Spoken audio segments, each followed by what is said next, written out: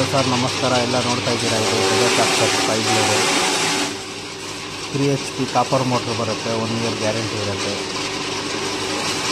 ನೋಡಿ, ತುಂಬ ಫಾಸ್ಟ್ ಇರುತ್ತೆ. ಹೈ ಸ್ಪೀಡ್ ಮೋಟ್ರ್ ಇದೆ. 1 ಗಂಟೆಗೆ 7 ಟನ್ ಹೊಡಿಬೋದು.